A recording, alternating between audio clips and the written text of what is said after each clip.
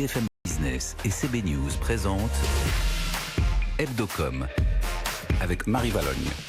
Bonjour, bienvenue dans Hebdocom. Vous aimez le marché de la pub, vous aimez déchiffrer la com des marques, eh bien restez avec nous, vous êtes au bon endroit.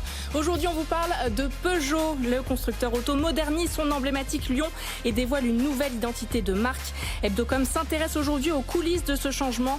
Mathieu Rioux-Chapman, directeur artistique de Peugeot, sera sur notre plateau dans un instant. Fêter les anniversaires de marque, c'est une de ses spécialités. Notre chroniqueuse Charlotte Bricard vous parlera aujourd'hui des 100 ans de la vache qui rit dans son édito. Et puis dans une vingtaine de minutes, on vous parlera de la créativité publicitaire sur mobile. Zoom sur un format qui capte de plus en plus les investissements pub.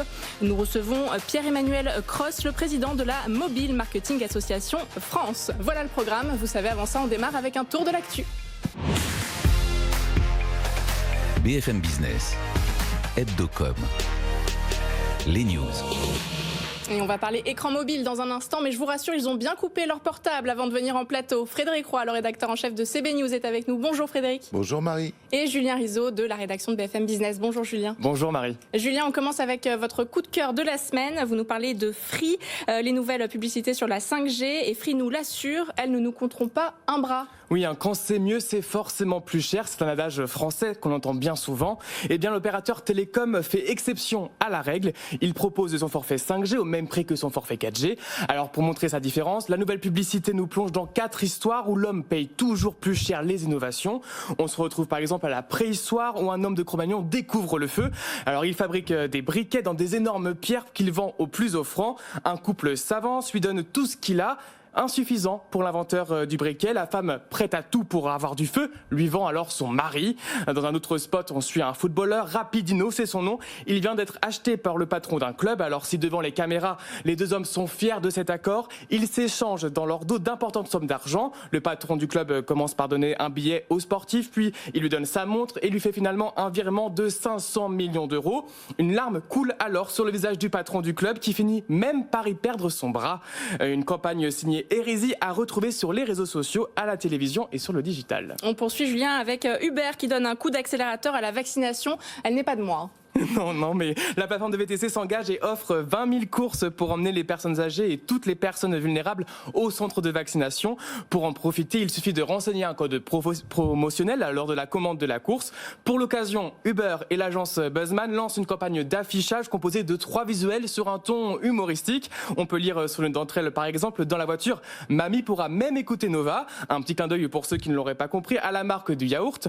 Ou encore, on peut lire sur une autre, en voiture, Huguette, Martine et évidemment Simone. Avec cette communication, Uber veut ramener un peu de légèreté dans un climat parfois oppressant. Les affiches sont visibles sur les réseaux sociaux, mais aussi déployées en presse et en digital. Et l'agence Buzzman le précise, à moins que vos grands-parents soient super connectés, nous comptons sur vous pour les aider.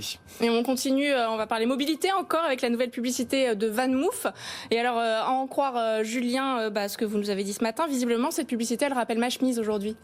Oui, c'est un peu plus coloré que dans celle précédente. Vous vous rappelez peut-être de la campagne de l'année dernière où VanMoof avait été interdit par la RPP, le spot jugé trop anxiogène et trop critique envers la filière automobile. Alors l'entreprise revient donc avec une nouvelle campagne réalisée cette fois-ci sous la forme d'un film d'animation au paysage psychédélique. On suit un personnage central, une grenouille qui se déplace à vélo. Elle est entourée de voitures qui klaxonnent et polluent énormément.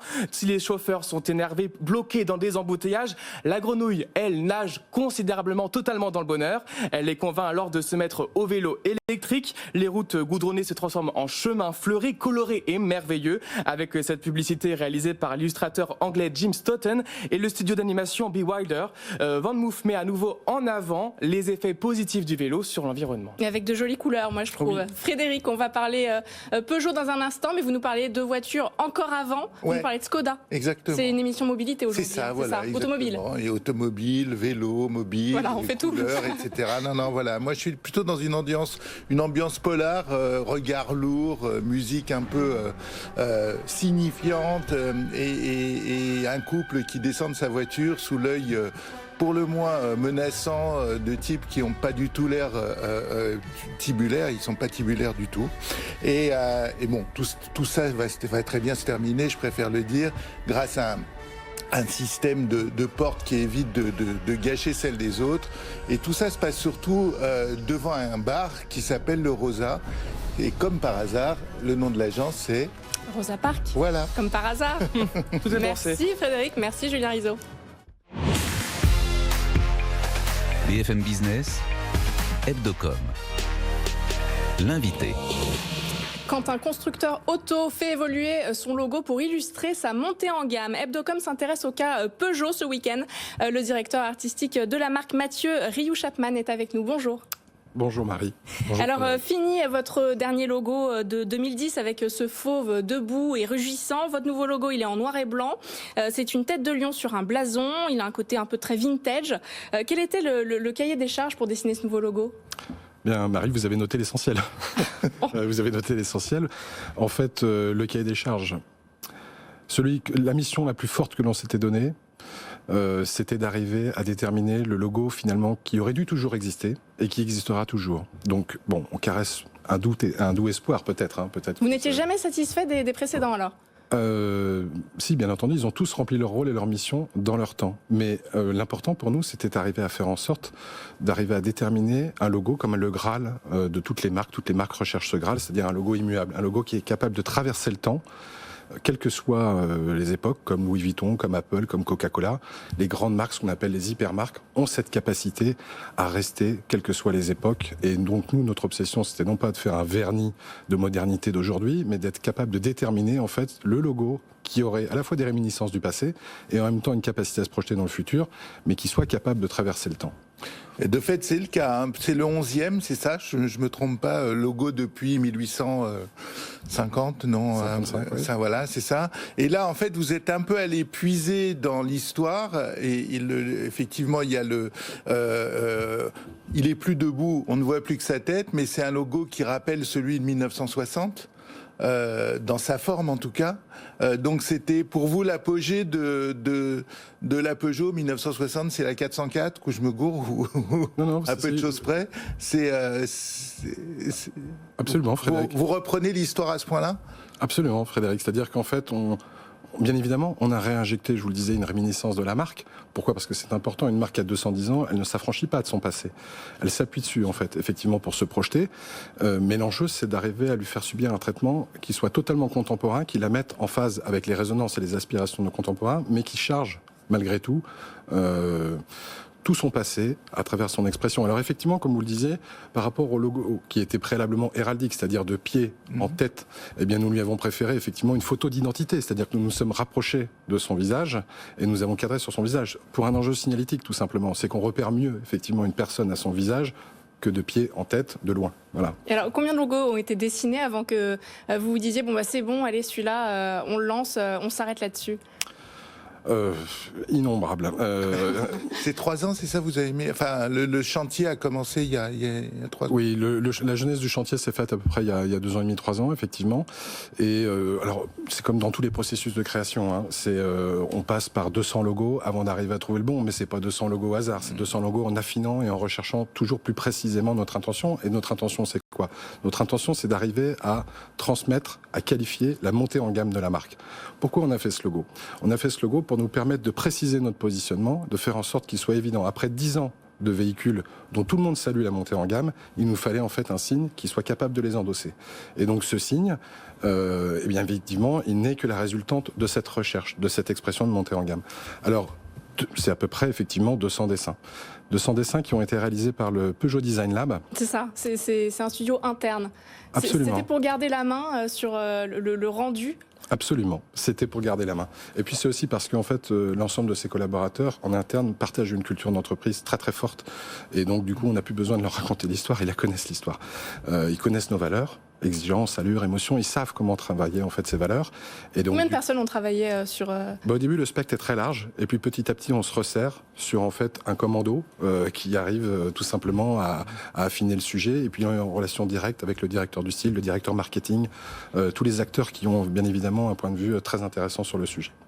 Oui, parce que c'est fou.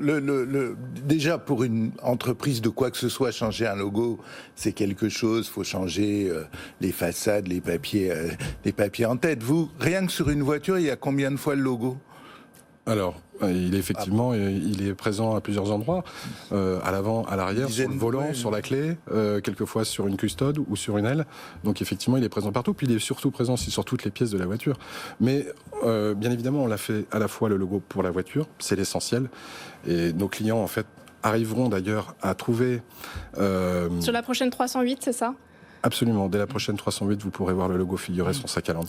Mais l'important pour nous, c'est cette vibration, vous l'avez dit, puisqu'il y a des réminiscences de passé, associée à un objet ultra contemporain, ça génère un mélange détonnant. Voilà, c'est la vibration des deux, c'est une harmonie dissonante que l'on cherche. Vous savez, c'est comme en musique, on a deux tonalités qui pourraient paraître distinctes, mais dès qu'on les rassemble, ça crée une vibration particulière. C'est une prise de risque quand même de changer son logo quand on a un tel héritage, quand on s'appelle Peugeot.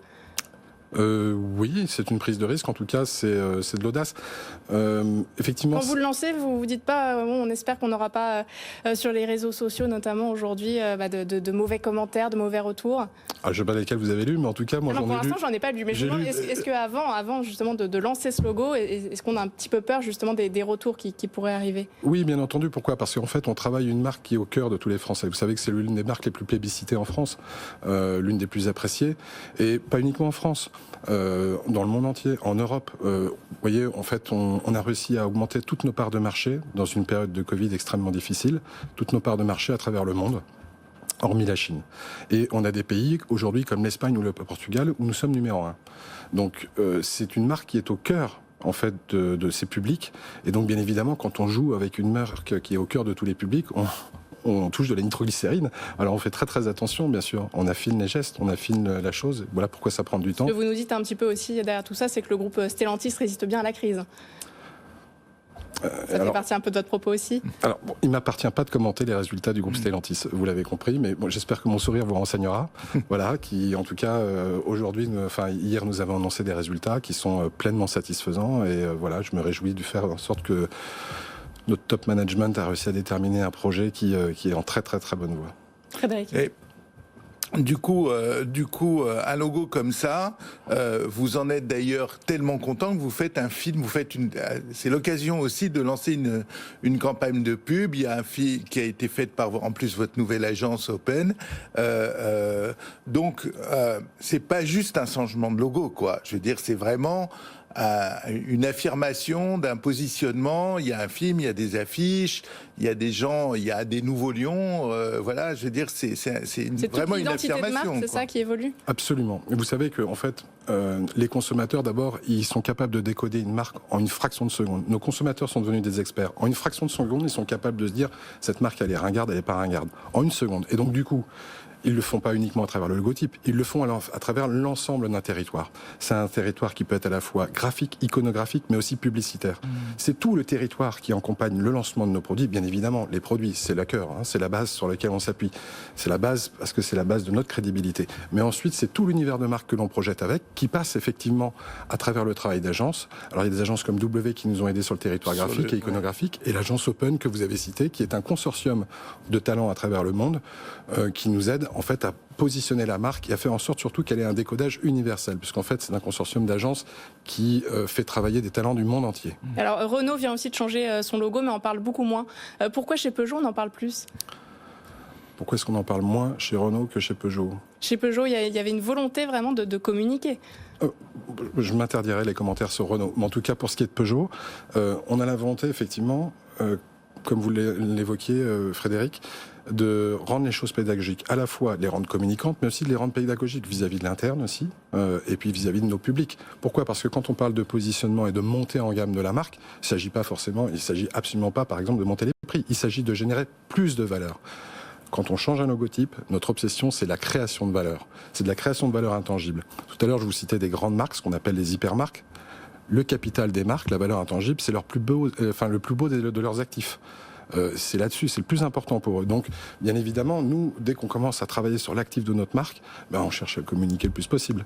Et c'est surtout aussi parce que comme tous les territoires changent, je vous le disais, du digital aux concessions, au showroom, où tout devient plus intuitif, plus simple, plus constant, enfin, où il y a plus de consistency en anglais, plus de cohérence et plus de consistance, eh bien, effectivement, tous ces éléments participe de la lecture et de la lecture en fait tout simplement du décodage qui se veut affiné jusqu'au bout des doigts sur tous ces supports, sur tous les touchpoints de la marque.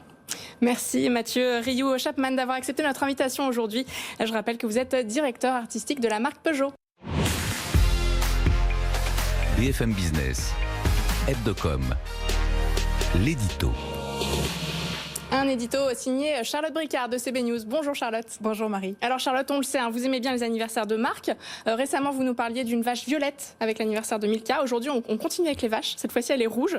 Vous nous parlez des 100 ans de la vache qui rit. J'ai rien de fétichiste pourtant.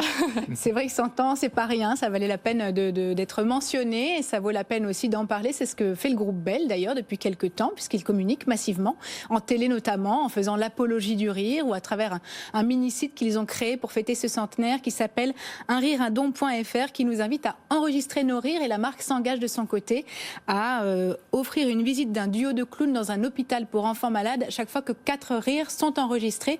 Si vous ne l'avez pas encore fait, il est encore temps de prendre le taureau par les cornes. C'est une blague nulle, mais c'est pour la bonne cause. Absolument. C'est ça. Alors l'an dernier, la marque avait quand même commencé à préparer ce virage. S'était offert un petit coup de jeune signé de l'agence de design, Team Créatif, pour à la fois passer ce cap et pour arborer un profil plus international, puisqu'elle est présente dans 136 pays. Ça peut paraître anodin, mais ça ne l'est pas tant que ça, tant le bovidé n'est pas coutumier du fait, puisque son dernier coup de bistouri datait de 1985. L'illustrateur Benjamin Rabier, à qui l'on devait le logo initial, n'a pas dû voir rose justement puisque la couleur, vous le disiez, n'a pas été touchée. Le même Benjamin Rabier qui avait fait Gédéon, l'ancêtre de la BD française, quoi. Celui-là même, c'était en 1922 en l'occurrence que Léon Bell lui a demandé de dessiner les traits de la plus célèbre vache de France. Alors, pour recontextualiser, nous sommes au lendemain de la Première Guerre mondiale. Léon revient à la maison. Léon, c'est le fils de Jules Bell, des fromageries du même nom, et la maison, c'est dans le Jura. Il y trouve des caves pleines de meules qu'il faut absolument écouler prestement. Youpla boum, il les fait fondre, il les met en boîte et il les découpe en portions. Je dis ça comme si c'était évident, ça ne l'était pas du tout. Des idées comme ça, on ne les trouvait pas sous les sabots de n'importe quel cheval ni de n'importe quelle vache à l'époque. À mon tour de faire une blague pas vraiment drôle, n'importe quelle vache, peut-être une vache qui rit. Tiens, dans un tonneau, c'est rigolo. Pardon. Il décide donc de reprendre l'emblème de son régiment, Léon, la RVF, le RVF, ravitaillement en viande fraîche. À l'époque, il faut savoir que le flanc des véhicules revêtait les dessins de ce qu'ils transportaient. Et donc, le chef du régiment avait demandé à Benjamin Rabier d'imaginer le leur, et le dessinateur avait croqué une vache hilare. Et c'est à cette vache qui riait que Léon Bell a rendu hommage avec son fromage. Mais savez-vous pourquoi la vache qui rit Marie? Vous allez nous Écoutez le dire. plutôt. Oui. Pourquoi la vache qui rit rit? Parce qu'on a une migration postérieure du bord antérieur de la branche horizontale de la mandibule, suivie de la contraction de la peau névreuse inférieure. Ok, alors la vache qui rit, mais on ne sait toujours pas pourquoi. Voilà, on ne sait toujours pas pourquoi. Non, la question a fait couler beaucoup d'encre. Elle a inspiré une mini-saga publicitaire au début des années 2000 qui était présentée comme un micro-trottoir dans laquelle chacun y allait de sa petite idée. Celle qui circule le plus souvent et que c'était pour se moquer de la Valkyrie, ennemie, autre jeu de mots pourri, mais ce n'était pas le mien. Ce que je peux affirmer en tout cas, c'est que le fromage fondu est une sacrée bête de com. Une balade au musée des Arts Déco et du musée de la publicité en particulier quand il sera ouvert vous permettra par exemple de revoir les premières pages de publicité filmées de la marque. Elles datent des années 50, elles sont signées Paul Grimaud par exemple, et la marque le revendique volontiers. La vache qui rit est trendsetter en la matière. Elle était première en sponsoring sportif, on l'a vu sur la caravane du Tour dès les années 30, première en radio, première en télé. On ne compte plus les goodies qu'elle a pu éditer, des albums d'images à collectionner en passant par les thermomètres à l'époque où le mot goodies n'existait pas encore. Rien d'étonnant donc à ce qu'on la trouve aujourd'hui sur TikTok et surtout à ce qu'elle continue de plaire autant et de recruter de nouvelles cibles. Pour l'anecdote, on dit qu'il s'écoule 125 portions de ce fromage à part par seconde dans les 136 pays du monde où elle est distribuée. Oh la vache! Je ne vous le fais pas dire. Nous sommes en très grande forme aujourd'hui. Allez, tout de suite, le Zoom. Merci Charlotte Bricard. BFM Business, Hebdocom, le Zoom. Zoom sur la créativité publicitaire sur mobile, une créativité bousculée. Nous recevons Pierre-Emmanuel Cross, le président de la Mobile Marketing Association France. Bonjour. Bonjour. Alors, les investissements publicitaires sont en hausse sur les écrans mobiles, mais la créativité est-elle bien au rendez-vous? Qu'en pensez-vous? Elle se développe. Elle se développe, c'est indéniable en fait. Vous en avez parlé à l'association, la Mobile Marketing Association, on a lancé le 2e Mobile Creativity Award cette année qu'on a remis le 11 février dernier. On a de plus en plus de candidatures sur les différentes catégories que nous avons et elle se développe et surtout aussi grâce à la prise de conscience qu'aujourd'hui les consommateurs et les citoyens passent la majeure partie de leur temps devant leur écran mobile. Et bien sûr la télé est encore là, mais ça fait depuis 2019 que le temps passé sur mobile est supérieur à la télé au niveau mondial. Il est de 4 heures, un peu plus de 4 heures au niveau mondial, il est de près de 3 heures en France. Oui, d'accord. Le truc, c'est qu'on a l'impression que les créatifs d'agence, qui doivent pourtant, comme tout le monde, et même peut-être plus que tout le monde, passer leur temps sur le mobile, l'intègrent pas dans leur manière de bosser, parce que on se faisait la réflexion avec Marie, la plupart des créas que nous on reçoit, elles sont en largeur, c'est des créas en fait de films. Donc, comment est-ce que on va faire pour avoir une créativité vraiment mobile, c'est-à-dire penser dès le début pour le mobile? Alors, elle se développe énormément, vous avez raison Frédéric de préciser que les agences commencent à prendre, on va dire, possession des spécificités de l'écran d'un mobile. Mais en vrai, ça se développe énormément. Il y a beaucoup d'offres publicitaires qui sont dédiées au mobile. Et qui ne sont pas simplement une adaptation d'un film télé qu'on a remis en vertical. Voilà, donc il y a beaucoup de contenus qui sont développés 100% pour le mobile. Il y a beaucoup de formats qui sont adaptés. Il y a encore des annonces là en début de semaine de nouveaux formats qui ont été lancés spécifiquement pour le mobile dans le domaine de la vidéo, dans le domaine de l'audio également. Donc il y a une vraie diversité des formats qui se développent et on voit de plus en plus d'agences et de créatifs qui soit effectivement dans la plupart du temps adaptent leur création, leur réflexion stratégique de créativité sur le mobile, mais on voit aussi l'inverse qui se développe de plus en plus. On voit des marques qui commencent à créer d'abord sur l'écran mobile. D'accord. Alors, comment fait-on pour retenir l'attention quand on fait une publicité sur le mobile, alors qu'on est quand même dans un contexte où les gens saturent un peu toute cette publicité?